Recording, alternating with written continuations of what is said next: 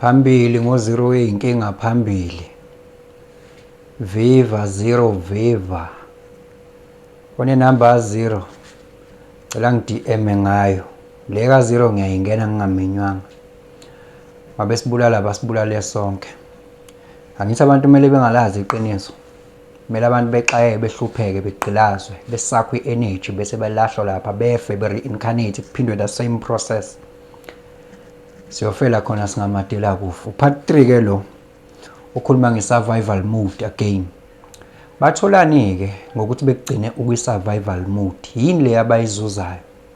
Ikona ngizokhuluma ngakho ke lokho namhlanje. Ngalesi sikhathi ubingelelo changes Akasha.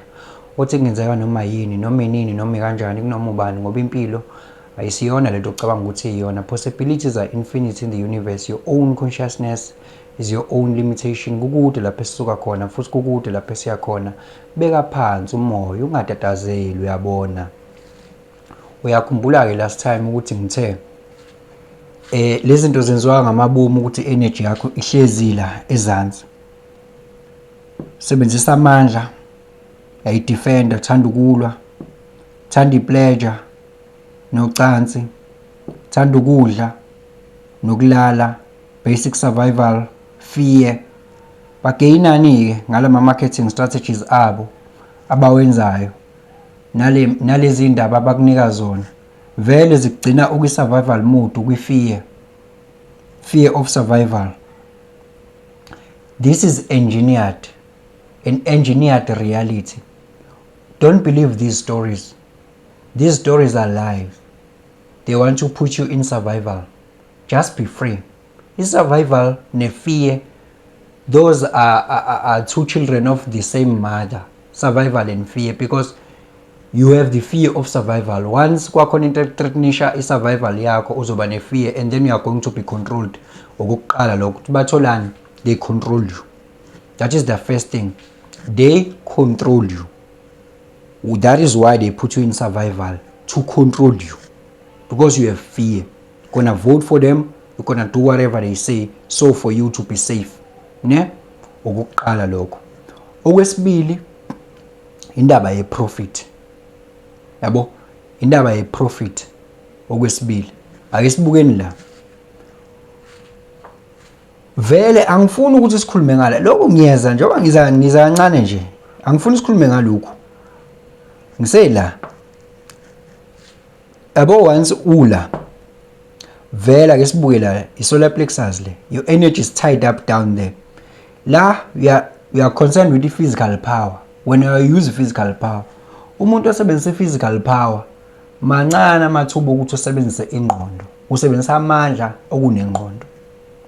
One, uma umuntu othanda ukusebenzisa physical power, at some point uzobashaya abantu, at some point uzoboshwa, and mawuboshwa kuqhubekalani lapho? Qhubeka i-system. System idinga amaphoyisa. Angithi system idinga zingaki izinto eziphathelene nje nejele nje. Sidinga amaphoyisa, sidinga abantu abazosupply ijele ngokudla, sidinga zonke lezi zinto ezikhona lapha ejele. Ikuba sikho isiboshwa ngaba zikho zonke. Angithi ukuba yini yenza isiboshwa sibe lapha ya, indlela esasi-operate ngayo naso. Le nto ukuthi i-system iqhubeke. So at some point uyobashaya abantu. Ngithi yabo, ngobani usebenzisana wena? Usebenzisa amandla. Why usebenzisa amandla? It's because vele your energy is down there. It's down there. Ayikho lapha. Ukube beyilapha phezulu buzoba nalo uthando. Bekungeze ukuba lula ukushaya abantu. Bekuzoba lula ukuthi uzidefende ngaleyo ndlela uzidefenda ngayo. Ngithi yes, ukushuthi okwesibili ukuthi i-system yenze njani iqhubeke ne-profit.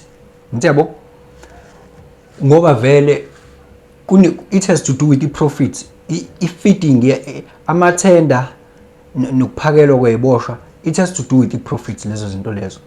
Yabo? And ukuqashwa kojele namaphoyisa, yonke lento involve i-system, kodwa ekugcineni ngoba kukhona umuntu obushiwe. Yes. And awusebenzisi ingqondo la. Obona ngoba abantu abasebenzisa amandla emsebenzini. Uma usebenzisa amandla amaningi emsebenzini, chances are awuholi kakhulu. ma ukuthi wena la usebenza khona usebenzisa kakhulu amandla to the extent yokuthi ulala ukhathele, chances are awuholi kakhulu, and the more you use more power emsebenzini, the lesser and lesser you get paid. The more ungasebenzisa amandla emsebenzini, the more and more you get paid. Ufakazi wena uyayazi into engikhuluma ngayo. Angithi if they arouse nansi futhi enye, they use so many things, engineered things ukuthi energy yakho bayigcinile lapha ya, sikakhulukazi media. Alright, size la, angithi energy yakho la futhi you are concerned with pleasure futhi la. If you are concerned with pleasure, we are concerned noma yini nje mnandi, i-pleasure izo involve instant gratification. You are going to enjoy your TikTok, your social media, that is pleasure, that is instant gratification. You don't do anything, you don't read any book, because ingqondo yakho enjani, ingqondo yakho izoyisaba into challenging that consume more calories in your brain. So izofuna ini, the instant gratification. You don't even invest. If you are used to instant gratifications, chances are you don't invest, and you are not going to leave any wealth for ingane zakho. Yabo, akho lutho ozolishiya, akho lutho khona igama bengilifuna ukulisebenzisa, but ayikho ilokhu ngane ozoyishiya wena.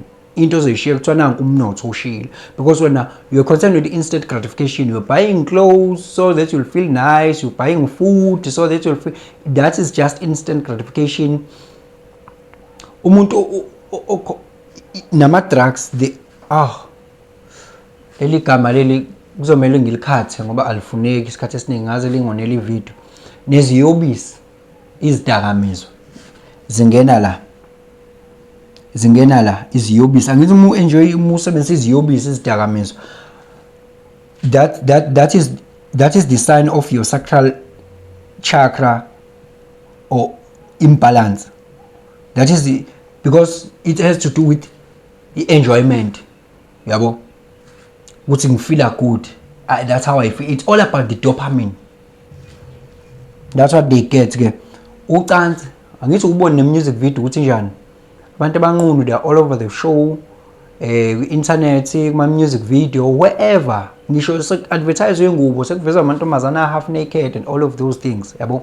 So ngokuthi wena ke ku arousal amadoda azo arousal kakhulu la, because amadoda i-testosterone yabo iya increase, and bashaya nendlwabo iya increase testosterone, and ukuzala ke kakhulu lokho kuzolidela ekuzaleni kakhulu vele, and ukuzala kakhulu increase ini i-profit for them, ngoba obviously ingane idingani imali kuyi-maintainer, amathini, amapampasi, ikole, yini ingane idinga. Kodwa umsuka waleyo nto yini ukuthi khona ube energy eningi yokuthini akhiqize izingane. Cause why uphusha ukuthi energy lapha ezantsi, yabo, ngoba i-energy masiyilapha we are talking a different language. Ngisho kuya kuphele ngisho ilento lo muzwa lo high, that energy yocansi eningi, because la this is an energy consumption. Bagayina ngoba uyazala kakhulu, uthenga amapampasi, ubisi, ama-birthdays engane, yazi ingane ukuthi idinga imali, so i-profit iyanda. Nala food, muthe la ngithi energy yakhe la concerned with food and sleeping, yini ozoyenza ba lokho. Angithi ngasho ukuthi mawudla kakhulu vele ingqondo yakho ayisebenza kahle, ngoba 20% every time 20% of your brain is going to the digestive system, so they are just profiting by your energy being down there, and they have to do things regularly ezigcina ula. That is why ke la ekudliwa khona isikhathi esiningi kusetshenziswa red, that stimulates your roots, orange that stimulates your sacral, and yellow that stimulates your solar plexus. Ubheke ke endaweni zokudla, time to time, if they use the combination of these colors, they are stimulating these three centers. And if they give you some news as okusabisa, threatening your survival, they just want to shove your energy down there for a certain purpose. Part 4 years.